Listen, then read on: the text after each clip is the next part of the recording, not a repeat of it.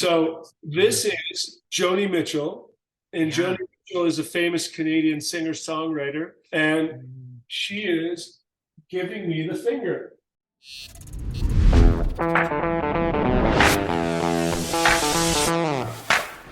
Hello, David. Such a privilege to have you on the newest episode. Where are you at and how are you doing today? I'm doing fine. I had a 3 hour shoot that turned into a 6 hour shoot. It's raining up here in Toronto, Canada, but I'm going to see the Lemonheads tonight. Lemonheads. So well, for you young people, look up the Lemonheads. And they're playing the whole album, It's a Shame About Ray. That's what I'm looking forward to today. But I did have a very successful, fun shoot with an American actress who came up to Toronto to live with her husband and new baby. So that was fun. That So is so. Wow, David, what's the most memorable moment from your shoot for your 3 hour shoot today? usually what happens is we have conversations. Uh, as a photographer, I find that human emotion is well, first and foremost, it's 100% identifiable. Meaning, if you look at somebody, you can tell their emotion. So what I like to do with people is just talk. And the funny thing is she's American, Elizabeth, and she lived in LA.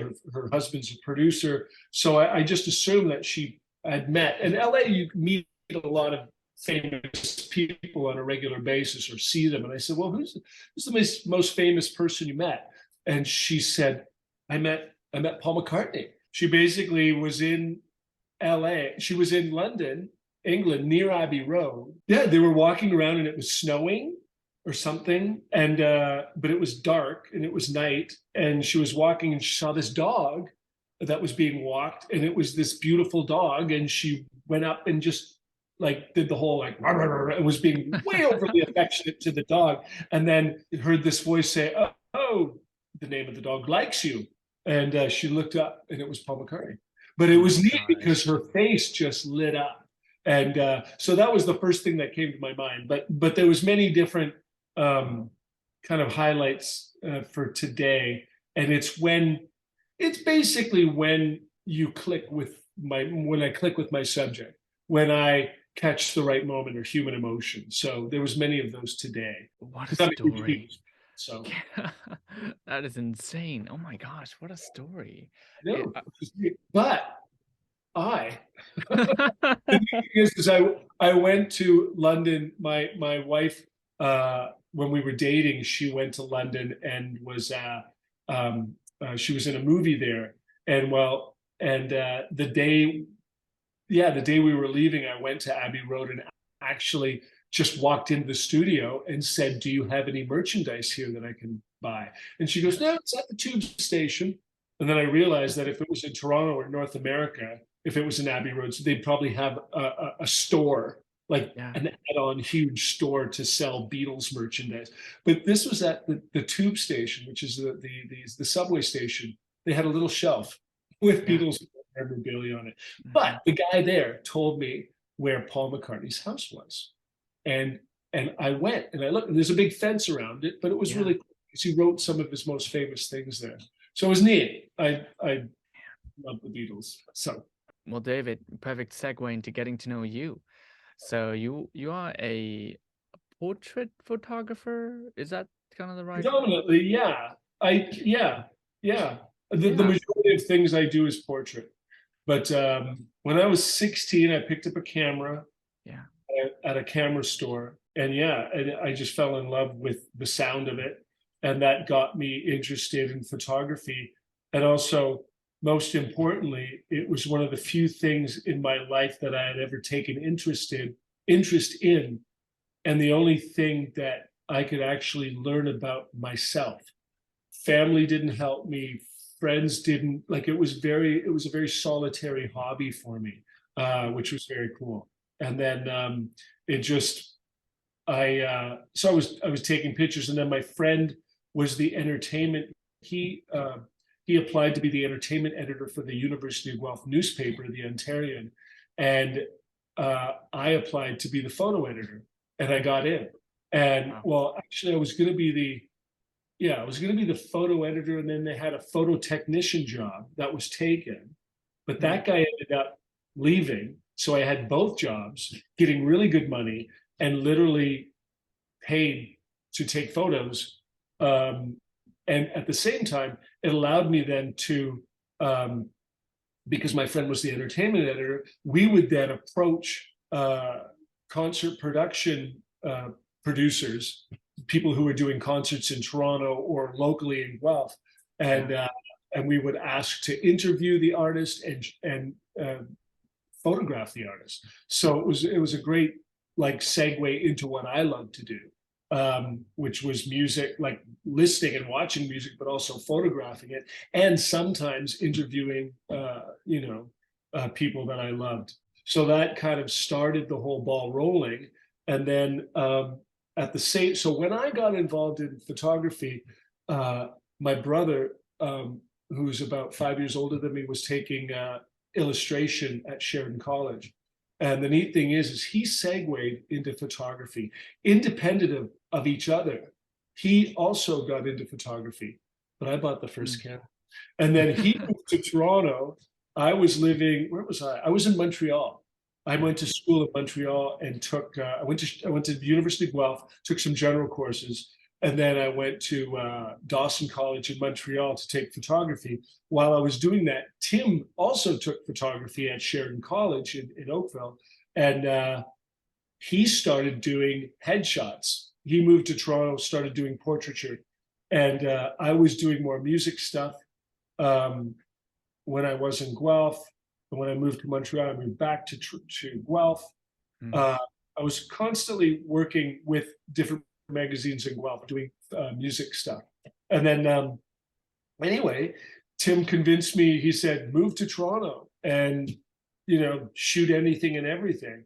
And he was so, literally moved next door to him. And he was so busy, he would start recommending people to me. And that's how it all started with the portrait side.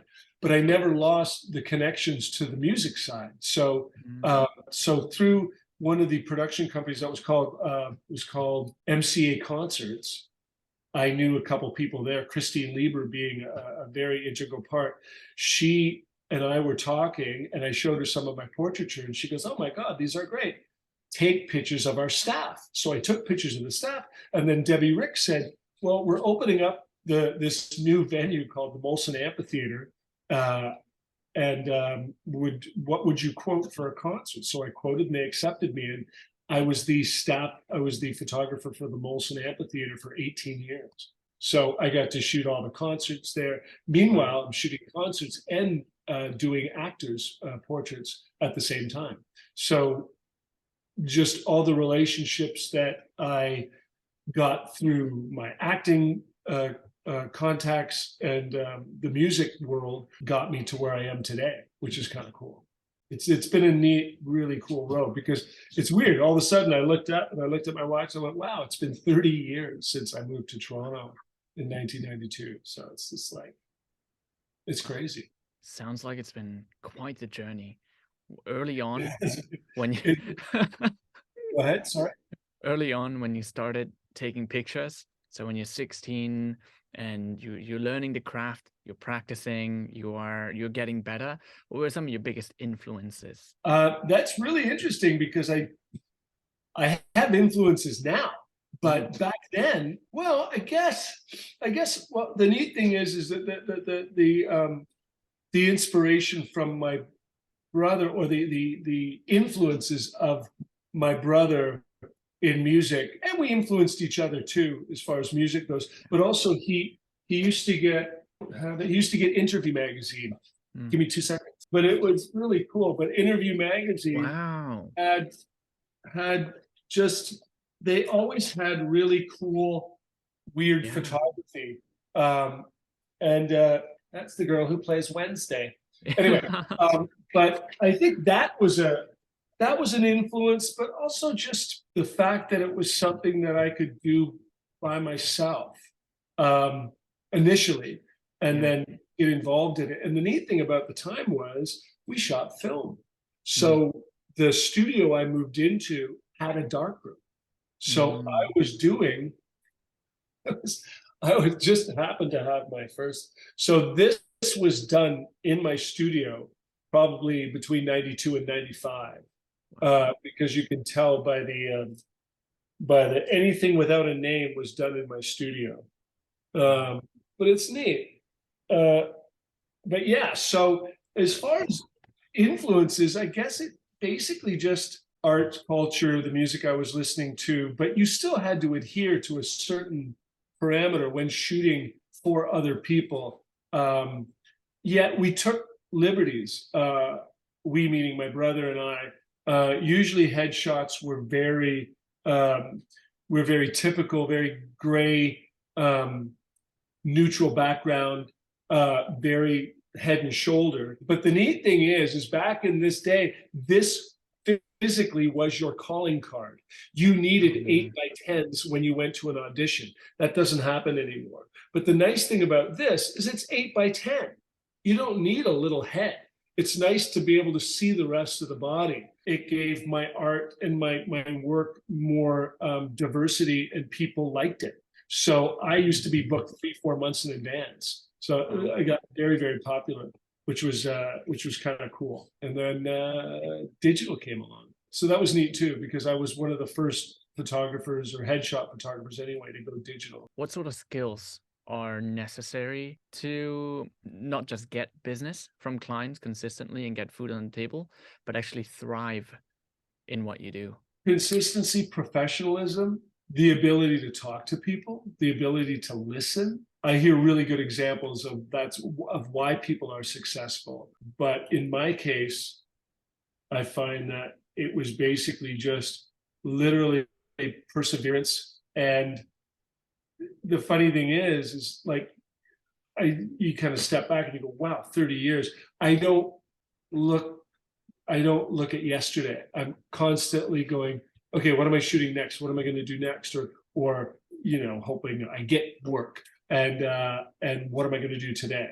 Like, what am I going to do right now? I think that kind of helps too. Again, basically just like perseverance, and the whole Malcolm Gladwell 10,000 hours thing is true. Not that I'm the greatest or the best or whatever, but I know what to do when I'm in a situation with natural light and a camera. And the nice thing is when I go to an environment or a different environment other than my own, I know how to shoot with flash. I know how to shoot with natural light. And most importantly, I think with portraiture photography anyway, in my field, acting, entertainment, you want to extract honest and true emotion from people. And that's where I think was the hardest challenge for me, is because I was a very insecure human being, still am, but the camera, I can hide behind it. Hold it, let me do this. Hold it, wait. There we go. That's me. So if you can extract great emotion from somebody, fantastic. But how are you going to do it? Right? Everybody's different. Every person is different. So that's why I like to incessantly talk to people. And sometimes it works, and sometimes it doesn't. But at the same time, I was just thinking about somebody who I shot, Kim. I won't mention her full name, but she's an amazing actress. She just worked on The Good Doctor recently. So she's like international, and she's been in tons of stuff.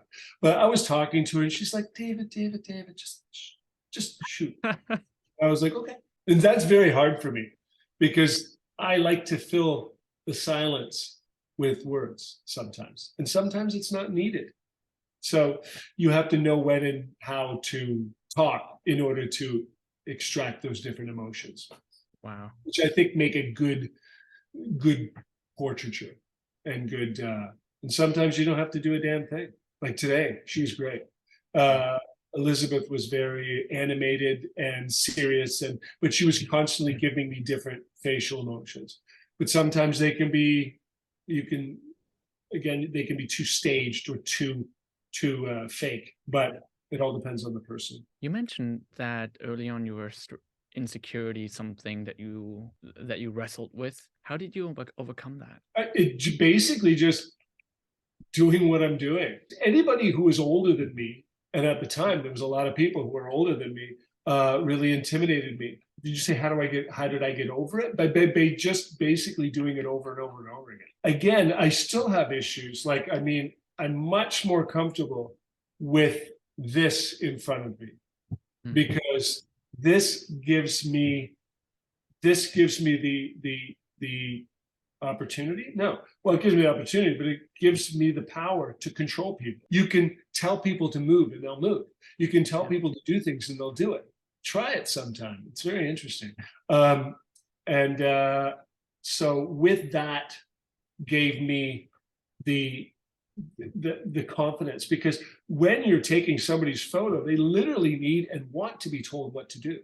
So that always gives me the confidence to do that. What distinguishes the good photographers from the great photographers? The beauty is in the eye of the beholder. But in my opinion, it's simplicity, because I see some stuff on a regular basis and it makes me stop and go, wow. Having that eye. And then as if you're a professional, then having the confidence to go to the next level.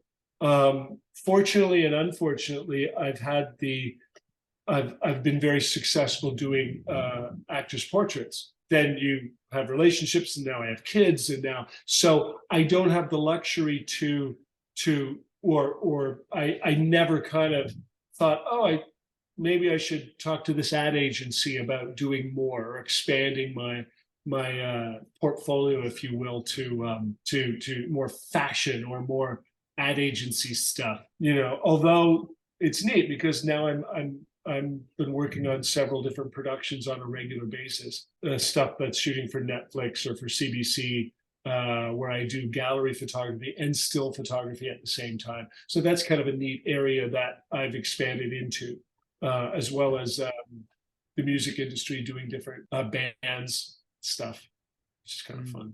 So yeah, but what sets apart the okay from the great? How much they get paid.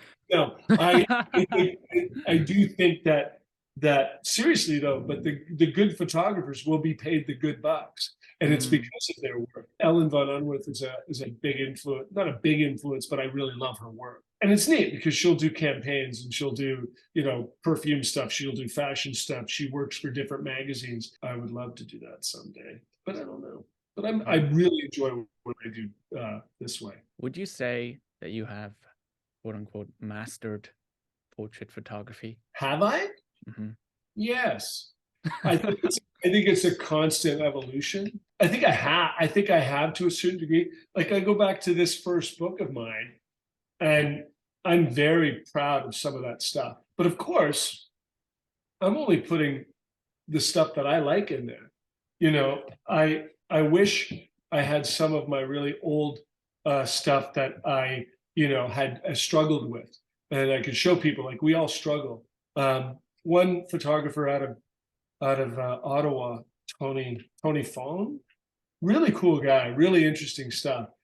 Still shoots film. It was kind of funny. He basically said, we stand on the shit that we create, meaning the bigger that pile of shit, the higher you are. You know, the more mistakes you make, the better you'll get, as long as you keep trying and stuff. But I think art, life, humans, everything, we're evolving constantly.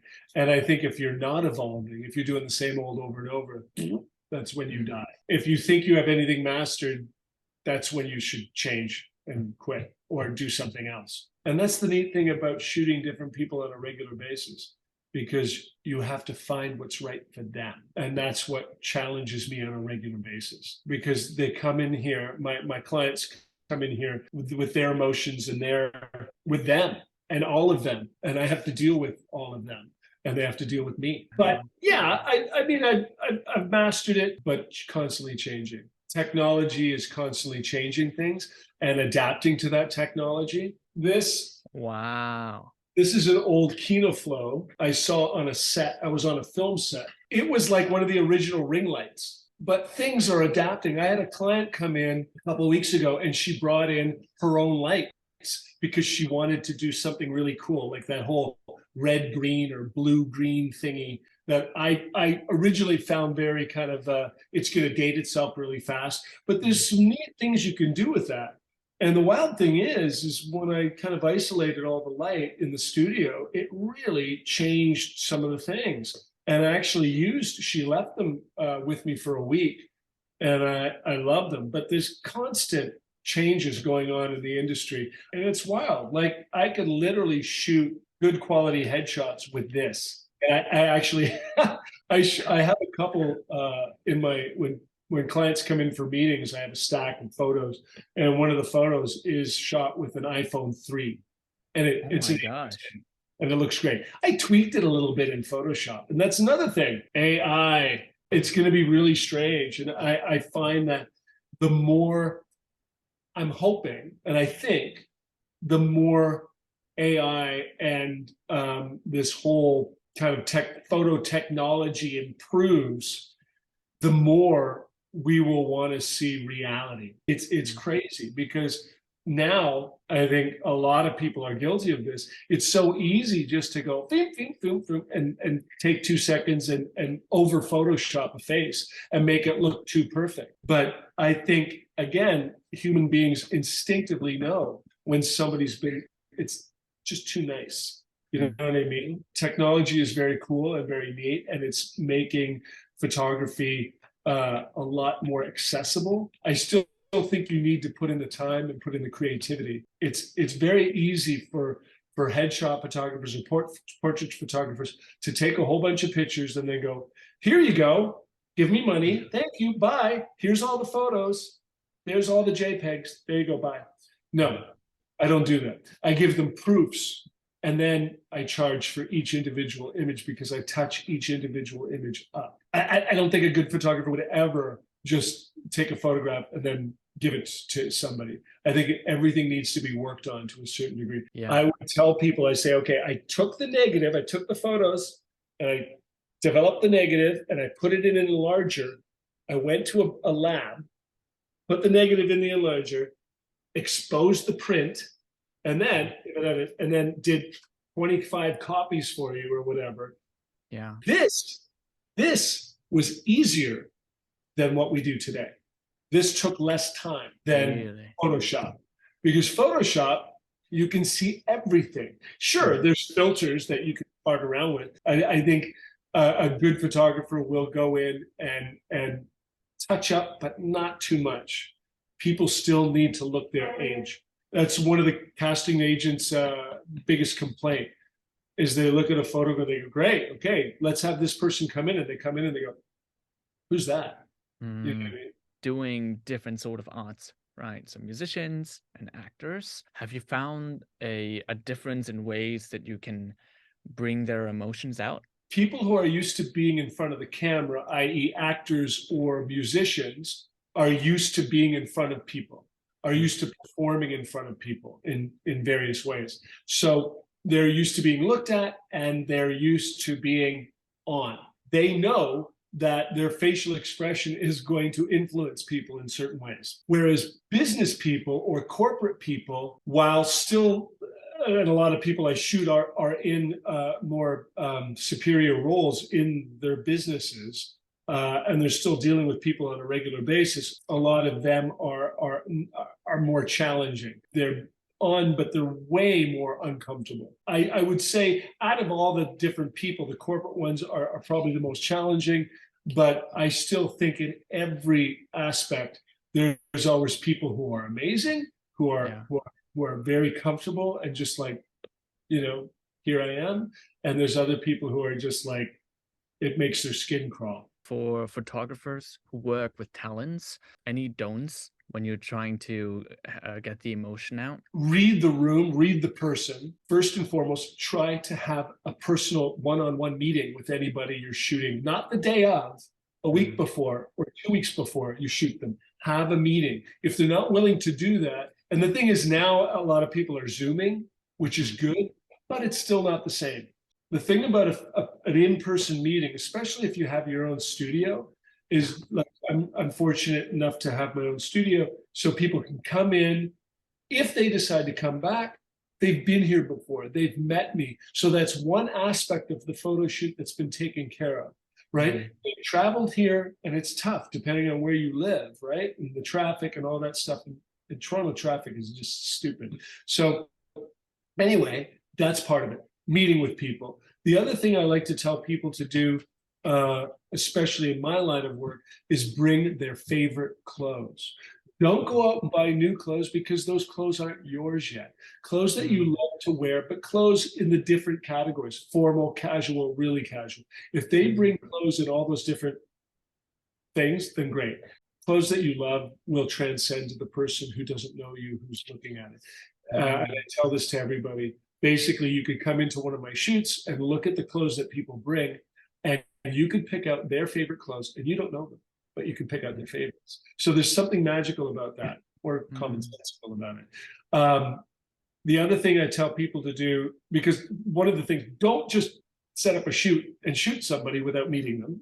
And also doing this is basically telling people to come in, and most importantly, pick a day that works right for them. Make sure they look at their schedule, they look at their lives.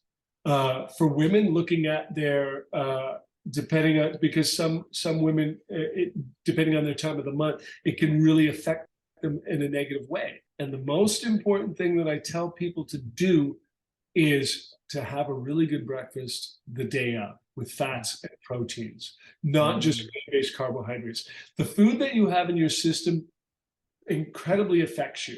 And tell your client, or tell people that, yeah, you're going to be nervous. You might be nervous, and that's fine. That's totally acceptable. I get nervous when my mother-in-law takes my picture. I think I look like a serial killer, right? So it's like, but allow yourself to be nervous, but feed it with food and sleep. Things not to do during a shoot. I never physically touch my clients to put them in a position. I will just I will mimic. I will say to my clients, I'm your mirror. So, also, I've learned this the hard way.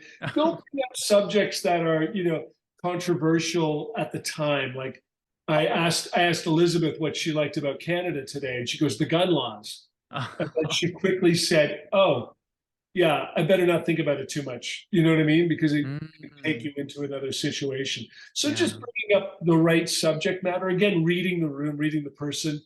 I guess also the thing, don't rush yourself too much as a photographer. In my early days, I would, again, being insecure in front of people, having just my subject sitting there watching me would make me nervous. So if I was setting up a light or anything, that's why I shoot a lot of natural light, because setting up the light, just setting up that light made me more anxious and nervous in front of my client. Take your time, the client will wait for you. And just telling people what you're doing. Just say, oh, I'm just setting up right now. I'm putting this light here because of this, or this reflects the light to your face. And, and positioning people, take your time. Look at both sides of people's faces. Greg Gorman, I was lucky enough to see him speak in Toronto. He's a photographer. Basically just like, take the light, put it on one side of the face, take a picture, take the flash and put it on the other side of the pit. Which one do you like best? So it's just taking your time. It sounds like you have a lot of attention to detail when it comes to the photography experience for clients. Yeah, and I think it's a lot of people don't necessarily do that, and or I don't know, but I like to do that when it comes to me, because over the last, like, it's funny because it's like you learn stuff in this process. I know when people haven't eaten. Yeah, I know, you can tell. It's like, what did you have for breakfast this morning? Like, so that attention to detail just makes everything a lot easier in the long run. And it sounds like that time, that experience that you now have under your belt kind of builds that intuition and a sense for these sort of things. Yeah, and it's something that we all have to kind of learn by ourselves, but and any budding photographer, it's just the more you do, the more experience. Just experience. And I have a theory that that I think is very true. It's the expansion, the universe the universe is expanding as we speak. And I think that expansion directly affects human beings. And I will tell people, I'll say, well, what did you do 10 years ago? They go, well, I did this. But it's like, well, you're doing the same thing, but you're doing way more now. Like I used to shoot, and it's funny, I wish I still had it. This is a roll of 35 or 36, but I used to shoot film, and I used to shoot 120, which is it's a different format film, and you'd get 12 exposures. I used to shoot 3 rolls. When I first started, I'd shoot 3 rolls of 12. So 36 images in total for the whole shoot. When I stopped shooting film, I was shooting 4 rolls of 12. Ooh, 48 shots. Today, I shot 1,610 images in total. But the nice thing is she's going to have way more to choose from and more variables, because every outfit change is a potential different character. Could you tell me some of your most memorable shoots and what you learned from them? I could just grab around me. So this is a performer. There's a guy called Ben Folds. He's a singer-songwriter. He had a band called the Ben Folds 5, and then he went solo. Now he's just Ben Folds. But this is a shot of his wife at the time and his son. Going on tour with Ben Folds was really kind of cool. So I got a phone call out of the blue from an American record label, whoever he was on, Ben Folds was on. So I got to tour 4 different places in the United States with Ben Folds. If anybody goes through my Instagram or, my webpage, it's like, it's really neat because it's given me the opportunity to be in a lot of really interesting situations. Literally like being on stage, like literally on the stage at the amphitheater, or the power of a camera, the power of a photographer to be able to get a whole crowd to be like, you raise your head and everybody's like, and getting that shot. The everyday occurrences between me and my clients that are priceless, and that I get to meet so many different people. And also what you're doing is you're coming face to face with a lot of people's insecurities. Being accepted into their lives in that way is kind of a really neat, memorable experience, which happens all the time. Hold on, give me 2 seconds. So this is Joni Mitchell, and Joni Mitchell is a famous Canadian singer-songwriter who ended up living in Laurel Canyon, and she is giving me the finger. So it's some of those things. Any last words that you'd leave aspiring photographers to? Consistency.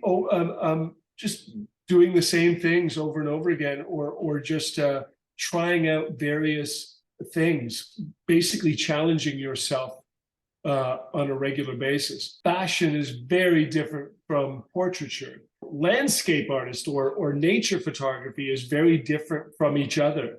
But learning what you love, if you put in the time, your love will guide you to whatever you love. Getting the right equipment is very important, because if you have inferior equipment, but the neat thing is it's hard to make a bad camera now. There's so much equipment out there, and you need a lot of money, and also good equipment and learning Photoshop. To me, the most important thing is, especially in portraiture, is don't over touch up. Very, very easy to go too soft on somebody's face. And if anybody has any questions, I'm always, anybody who wants to email me can. I don't mind that at all, if anybody wants to bug me.